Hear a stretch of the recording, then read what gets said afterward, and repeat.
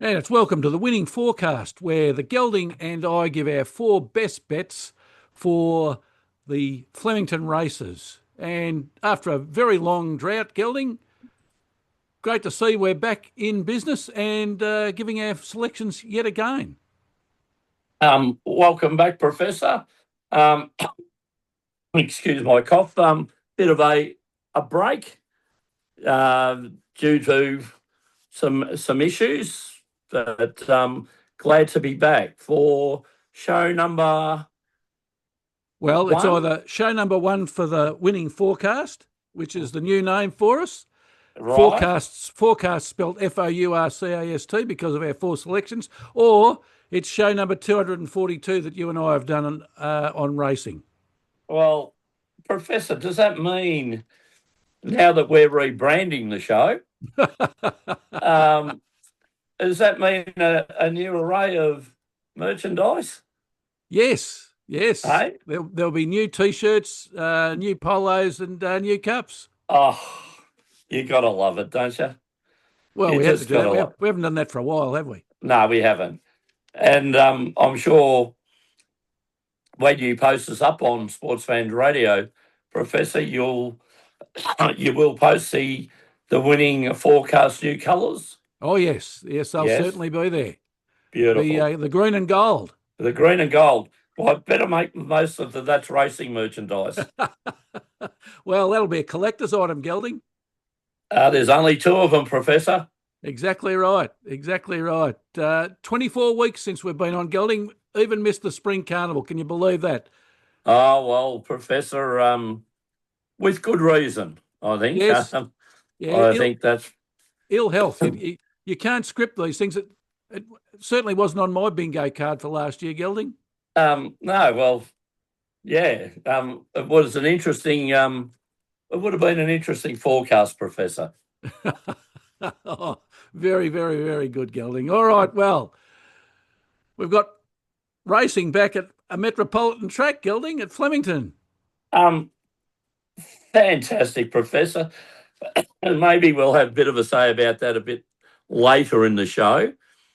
But isn't it good to be returning to Flemington, a track I regard as the best in the Southern Hemisphere, better than any other racecourse in Australia. But we're very lucky here in Melbourne. Not only have we got Flemington racetrack, I think the two tracks out at Sandown, especially the Hillside, is also an excellent track. But I think we're racing on the best racing surface to give everyone a fair crack at the races tomorrow at Flemington. 10 race card, Gelding, the first at 12:20 p.m, the last at 5:55. And luckily it'll be a little bit cooler than it has been over recent days.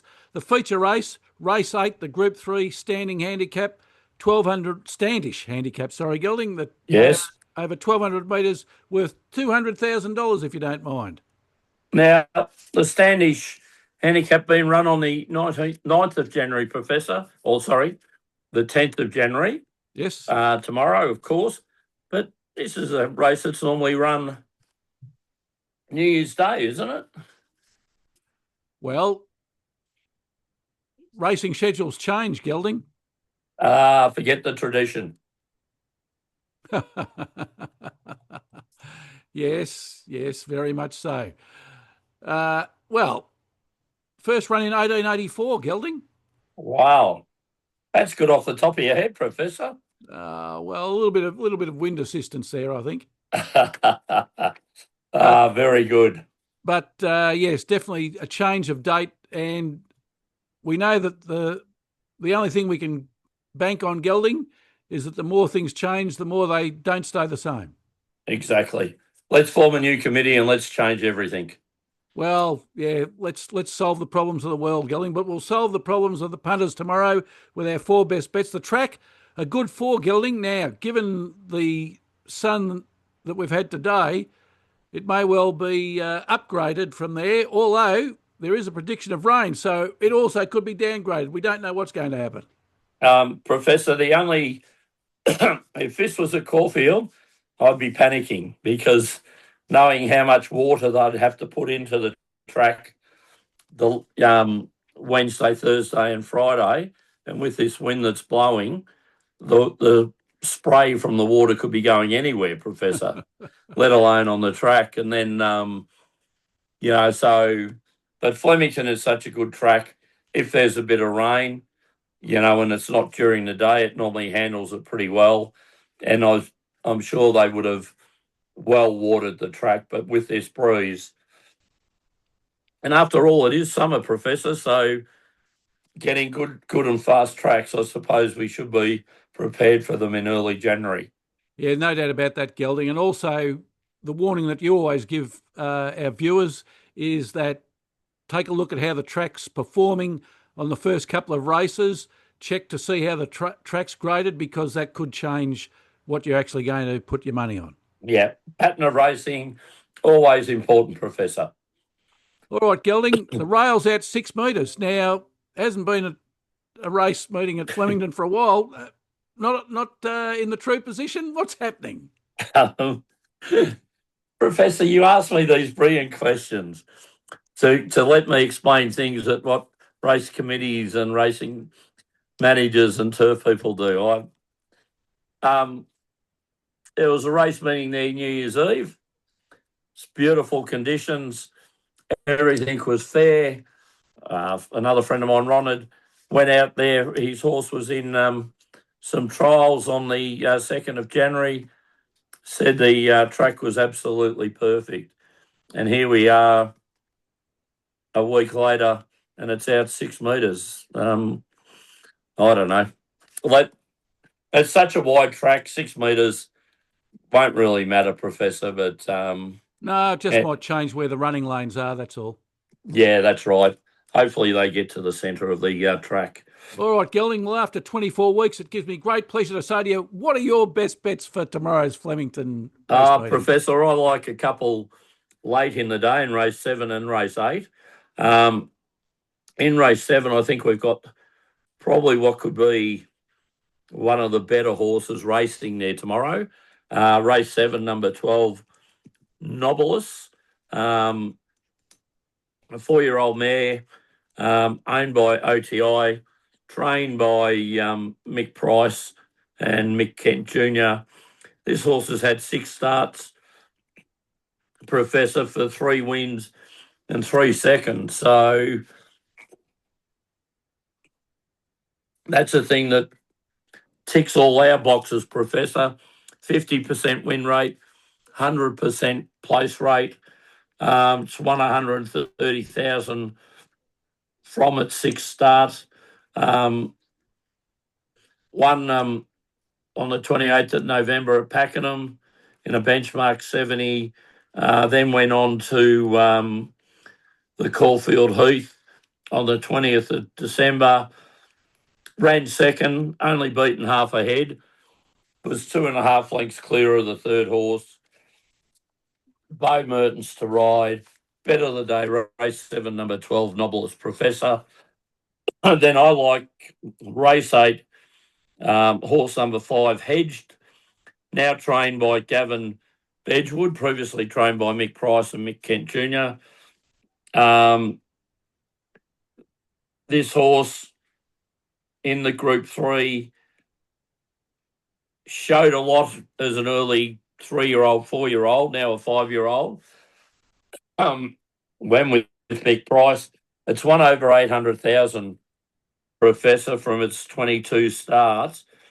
But last start it got back, won at Sandown, and just looked as if Gavin Bedgewood has got this horse back to where it could have been. And so I like it tomorrow in the Group 3. So my 2 bets are race 7, number 12, Nobilis, into race 8, number 5, Hedged. And Professor, you like? Yeah, just before I get on to mine, Gelding, Harry Coffey's in the saddle on Hedged tomorrow. He's doing very well in the overall Jockeys Premiership. Only three wins behind Jamie Mott, who's leading at the moment on 50. Harry Coffey with 47 winners.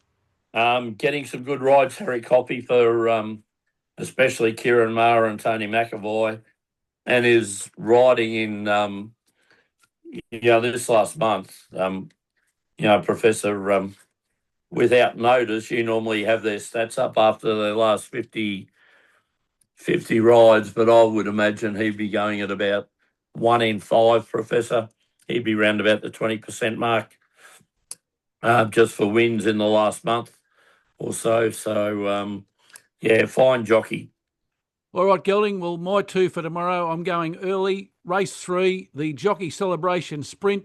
It's an 1,100 metre open race for 3-year-old fillies. I like in this one, horse number 2, Military Tycoon, coming out of barrier 2. 4 starts for only the 1 win, so it's got a 25% win and place rating. The win, though, Gelding, was in the Group 3 Ottawa Stakes at Flemington, so it's won at the track. That was in March last year, so a little bit of time between wins. Since then, it's run in the Group 1 Golden Slipper, Gelding. Right. Ran 9th out of 16, so I think big things are expected of this horse. It's also won first up, so I like that, coming off a 106-day spell. I like it, Professor. I like the trainer-jockey combination as well. Yes, Gelding, Mark Zara, 13% win rate for his career. Now, let me tell you this, Gelding, over the season so far, 165 rides for 41 firsts. So that's almost 1 in 4. So if you could say that as the jockey that out of every 4 rides you're going to ride 1 winner, we'd all take that.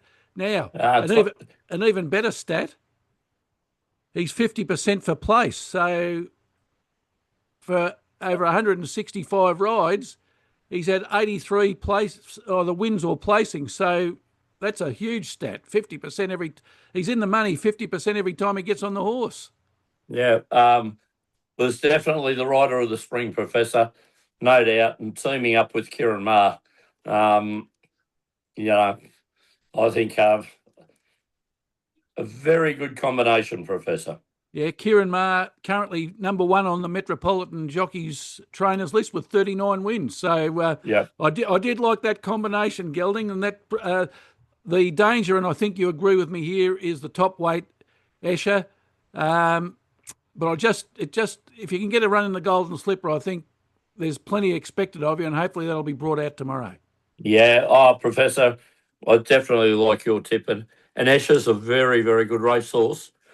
I wish we owned her, but she's not a big horse, Professor, and she has got the top weight of 60 kgs tomorrow. Yeah, and that's something that I add a little bit of a cross next to the name because of that, carrying that much weight. Yeah.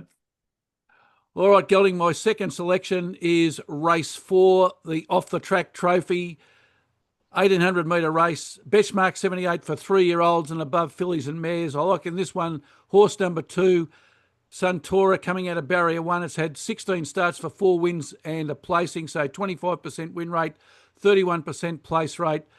Last 3 starts, Gelding, 2 wins and a second, so certainly in form. It won a benchmark 78 at Pakenham on the 13th of February. That was on Pakenham Cup Day, so very good horses running around the track on that date. And it's also got the informed jockey I just spoke about, Mark Zara, in the saddle. This horse is also 1 on pace or 1 being back in the field. So Zara's a good enough jockey to know where he should position this horse tomorrow. I like it, Professor, was at Pakenham Cup Day when it won quite impressively, coming from off pace, but as you said, has also won on pace. So, Zara abroad, we're not missing out anything there. Nick Ryan, good trainer, has got this horse in good form and is 59 and a half and a benchmark 78, Professor. I like it. Yeah, the 2 dangers, Gelding, are number 3, Seafall, and number 4, Miss Playlounge. Yeah, I like them, but I do like your tip, Professor. All right, Gelding, that takes us now to the Professor's Parlay. Now, the Professor's Parlay in 2025 was cut down in its prime. We'd got to 41% win. Well, Fantastic rate. Yeah, as I always said, Professor, if I could pat you on the back, I would from this podcast. If you're picking a winner and you're going at 33%, that's 1 in every 3. You're doing very, very well. But when you're to win getting 3 picks and you're running at 40%, that's something even a lot better, Professor. All right, well, we'll hope to start in a winning way tomorrow, Gelding. The agreed bet of the day between you and I is race 7, horse number 12 at Flemington, Nobilis, for all the reasons that you mentioned before. And let's parlay that into slim pickings at the moment, Gelding. My 2 favourites, the AFL and the NRL. The NRL aren't going around, and the NFL is in playoff mode, so they're a little bit difficult. And we do tell the punters that we don't worry about the price. We're just trying to get the win. Yeah, we're looking for winners. Exactly. So I'm going to one of your favourites, Gelding, the Premier League. I know, I saw the EPL mentioned there, Professor, and I've gone, oh no, can we cancel the show till next week? All right. I like Liverpool to beat Burnley, Gelding. It's being played at Anfield, the home of Liverpool. They're 4th on the table. Out of their last 5, they've won 2 and drawn 3. Burnley, not having a good season. They're 3rd last, 19th, and minus 19 goal difference. They haven't won in the last 5, Gelding. They've had 2 draws, but they've lost the others. Last 5 head-to-head, Gelding. Liverpool 5, Burnley 0. Wow. The stats are there, Professor. Yeah, we only hope that Liverpool can back up the stats. Currently showing $1.20, which is not a bad return on what I think is a pretty solid bet. I like it, Professor. And we're going to parlay that into an interesting one, Gelding. We're not going for a winner in a game. We're going for point guard for the Adelaide 36ers, Bryce Cotton, to score 15 points or more. Surely you'll do that, won't he? Well, we think so. Okay, this is his last 5 games, Gelding. 16, what's that, 5 3-pointers? 5, yeah, he's only got to get 5 3-pointers. We're away. Yeah, beautiful. All right, Gelding, he scores in the last 5 games, 16, 22, 36, 16 and 23. So out of the last 5 games, he's covered each time. So that's good enough for me. The Adelaide 36ers are at home playing the Tasmanian Jack Jumpers. The Jack Jumpers aren't doing all that well.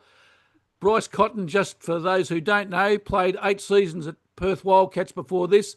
He's been the MVP of the league 5 times, including 2024 and 2025. Professor, I do like it. Do you think he could do us a favour, though?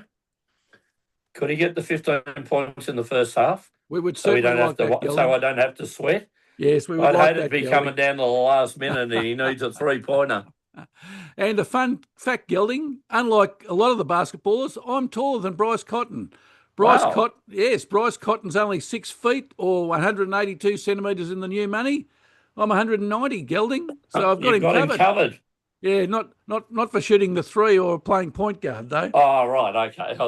Well, you've got him covered. We'll leave it at that. Yeah, exactly. Sporting ability, had him covered? Well, I did play representative basketball for McKinnon High at basketball, Gelding. Yeah, I reckon you might have him covered, Professor. In a different era. Yeah, certainly a different era, Gelding. There was no 3-point shots when I was playing. Beautiful. That dates me. Oh, you would have scored more points, Professor. Exactly. Now, Gelding, can't let you go without having a soapbox. I had a look at the stats, and you and I have discussed this. Since the end of the Spring Carnival, we've had 7 Saturdays, or just after the end of the Spring Carnival, 7 Saturdays, including last week. 5 on provincial tracks, only 2 at Metropolitan on a Saturday at Caulfield and Caulfield Heath. Compared to Sydney, Gelding, the exact opposite. 5 in the city at Randwick or Rose Hill and only 2 provincial. Now, surely we can get our act into gear better than that. It doesn't do much for punters who expect Saturday meetings to be in the city. Yes, Professor. And can I say one other thing? Add to that. Traditionally, Saturday racing has been city metropolitan racing. provincial tracks, being your Pakenham, Cranbournes, Morningtons, Ballarat, Bendigo, Echuca, have had their cup days on Wednesdays or in lead-ups to the other major cups, the city cups, or they have them on the Sundays. Now, why, if you're having this thing now of, meetings at the provincial tracks, we've got 5 tracks in the city at the moment available for racing. We'll have 6 when Moonee Valley comes on board. Why do you need so many tracks? Why did Melbourne Racing Club spend $2 million making an inner track and closing? That's hardly used, especially when there's Saturday meetings given to provincial tracks. You have Sandown. You've got 2 beautiful surfaces there to race. Everyone, trainers and jockeys, say it's fantastic. Yet we don't race there. Not about not giving provincial tracks their go, but have we just got too many tracks, Professor? Well, we probably have, Gelding. Like, do we need, like if you had the 4 Caulfield, Flemington, Moonee Valley, Sandown, you could race there one Saturday a month and still give the tracks a rest. Common sense. Sandown you could have every second Wednesday. Yeah, every Wednesday on the alternative tracks. Then you've got the provincials. If you've got 6 or 7 provincials, anyway. That's my soapbox, Professor. And then we would have Racing Victoria's in the red to the tune of something like $11 million, $20 million. Flemington VRC's in the red to the tune of 40, 50 million. Melbourne Racing Club are in the red for 198 million. Moonee Valley, right there knocking everything down and rebuilding. How far are they going to be in the red? Well, that'll be an interesting calculation, Gelding. Like, if all your main bodies are in the red, surely you've got to come up with a plan to be more streamlined and to get the biggest return. Where does the money in racing come from? The punters, Professor. So if they're going to be punting on Flemington compared to a Cranbourne meeting on a Saturday and you're getting more turnover, it's better for racing, isn't it? Yes, I don't know, Professor. You're the legal brain in this and the person that brings all the common sense, but it just stands out. If everyone's in the red and the way they're doing it at the moment, it's just not working. Exactly, Gelding. Anyway, we can leave that for another day. Great to be back, Gelding. And what we do suggest is that anybody who's following our tips or betting generally, they should bet responsibly. And we put a little bit of a caution on our YouTube channel that, if they need help, they should get it. Always, Professor, and we don't encourage, we like people to have a bet, but please do it well within your means, as we do. Don't put yourself out there on a limb. But Professor, can I just say, fantastic to have you back and how well you look. Yeah, thanks very much, Gelding. I appreciate that. And until next week, it's good luck. And good punting.